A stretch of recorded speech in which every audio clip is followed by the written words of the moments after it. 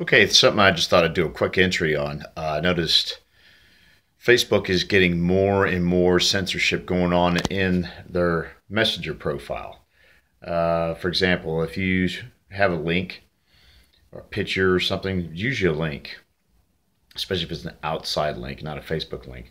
But if you try to forward it to too many people within a short amount of time, obviously, it will do a couple different things.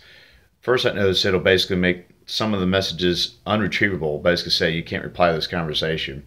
Now, what it does, like it did to me this morning, and of course, I was just curious because I was actually forwarding a link through VK, which is a competitor. There's a video link on someone else's page. But what they're doing is they log you out of your account and lock you out for suspicious activity. So what else they're doing at the same time is then you got to go through a whole new password process, everything else. I mean, and then when you go through it, I did several screenshots where basically it wants you to reconfirm posts that you posted recently, friends that you have met. You can choose friends you know or friends you've messaged, whatever the case may be. You do all this stuff. It makes you look like you're a suspect, like you're doing some sort of actual criminal activity. So this is the type of shit that's going on with Facebook, and they wonder why they're losing their ass. We need to really start doing a push, because I heard there is a push out there to get Zuckerberg out as CEO. But I think that would just be a Hydra situation. You cut the head off and 5 more grow up in its place. But it is a start. However, at the same time, that's concerning because you disagree with something of a policy. Sometimes the CEO doesn't necessarily always know what's going on. Or you get something like what happened with the Papa John situation, which we need to do a campaign to force Papa John's to put John back on as CEO. For the simple fact, he was actually quoting somebody of words that they had actually said, I think from Colonel Sanders from KFC. The thing is, you can't even quote people now. The word is not only are words becoming weaponized and also not being allowed to be used, but even when you're quoting someone in a historical context. So now, how long is it going to be before something that Abraham Lincoln said would be considered politically incorrect or too offensive to somebody when it's a historical, accurate document of one of our presidents? Not that I'm a fan of Abraham Lincoln, mind you, because he was the first president to invade his own country. But hopefully the only president. But the bottom line is, as much as the left and the right hold Lincoln so dear, that he may also become a poster child for start tearing shit down. Now, like Alex Jones had talked about, you've got the city council in Austin, Texas, wanting to change the name of Austin because it's named after Stephen F. Austin, which is one of the founders of Texas. This is very disturbing. First thing I would look is the composition of the city council. First of all, are there any minorities on the council? Secondly, are there any far left communist sympathizers on the council? If you have one or both, then anything of any historical accuracy or importance of a town, village, or whatever the case may be could be in serious jeopardy, which is the whole purpose of memorializing people because they did something above and beyond what everyone else did. That's a problem, which means anyone who also is considered no longer kosher, no longer acceptable, whatever the case may be, no matter how significant their contributions were to that particular area, region, or whatever, are now seriously in jeopardy. You can have an educator whose sole life profession was to educate people, educate children, or even educate minorities at the time. Maybe the founders of Oberlin College might be under attack now because of the fact it was white people who was actually pushing for desegregation, having white and black students study side by side as equals. How long is it before the founders of Oberlin College are considered unacceptable and they must be eradicated from the memory hole? So these are the type of things that's going on. This is 1984 in full motion in an expanded edition. 1984 was meant to be a warning, not an instruction manual.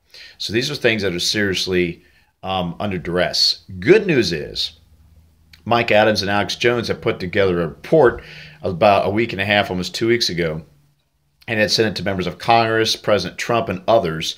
And by Friday of last week, Twitter was totally under attack directly by the president because he found he was being shadow banned. I mean, it's pretty obvious. You look at the shit there. There's no way in hell he's got those low numbers. Plus, every time you read comments, it's almost all negative. All negative comments, which is bullshit, dude. There is absolute bullshit. Zuckerberg is under attack. Now they're pushing him to have him removed as CEO. I think that would just exacerbate the problem. Again, it'd be a Hydra situation. That being said, Zuckerberg needs to go anyway. He's one of the robber barons and needs to be taken care of in modern times. Not only that, but Twitter, YouTube, Google, and all the others need to be tried under antitrust laws and under monopolies. However, that doesn't always work either. When they did that with Standard Oil, it actually made them stronger. When they did that with Microsoft, it also made it stronger. So there's a lot of other issues there that are a problem. Now you've got AT&T acquiring Time Warner. I mean, as much as you tried to destroy these things, are you purposely setting it up where you acquire all these things so it can be broken down, and then it actually makes you stronger because your entities have their own things? Those are things to be seriously considered. So I think we definitely need to start looking into some of that stuff and start asking questions, because there's a serious problem going on here and it needs to be addressed. The censorship is going completely abound. In some situations on Facebook, Twitter, and others, the censorship isn't even at 97% like it was for the last several months. It is now buckled down full 100%, as Jones reported earlier this week. I think on Sunday, for example. So, I mean, that's a serious problem. The more they clamp down, the more it just reconfirms that Trump is right, they are fake news, and that many of these other entities need to be broken down. However, that being said, I don't want, just because a leader makes bad decisions for a company that's become very commonplace and accepted among the populace, to be standard operating procedure. What I want to see is more competition. So screw Twitter, you have Gab. Now, here's a message to Gab, just in case Andrew Torba might be catching this video. Torba, what you need to do is you need to partner up with other social networks. That way you can directly post from their networks to Gab. If you could do that like Twitter does, then you've got Twitter by the short hairs. So what I would recommend is setting up where VK, Minds, or some of these others, you can post on their page and it directly Gabs to the Gab platform. If you can do that, then you will have Twitter by the short hairs big time, and their investors are already leaving. They'll come to Gab. That being said, though, be careful for your investors, because they may obviously have strings like, well, we want to give you X amount of dollars, but we have a stipulation, and that's how it starts. So you got to watch out for that shit. All right, well, that's my log for this thing, but the good thing is at least Congress is starting to come under attack. We need to look at two things. We need to look at 2 class action lawsuits against all the major social networks. Facebook, Google, YouTube, Twitter, all of them, especially since they are basically allowing Democrats, candidates, and elected officials to post their videos, campaign ads, or whatever, but are disallowing Republicans, general conservatives, 501c3 groups, and even libertarians from posting their campaign videos or what have you, this, that, and the other. Also, during the Twitter purge of December 2017, that also needs to be addressed. As an elected official, my account was also pulled because they used the same phone number. So that's a serious problem. So if there should be 2 class action lawsuits. There should be a class action lawsuit for any elected official, no matter where they are on the political pyramid. Doesn't matter if they're a Central Committee, which is the bottom of the pyramid, or the President of the United States.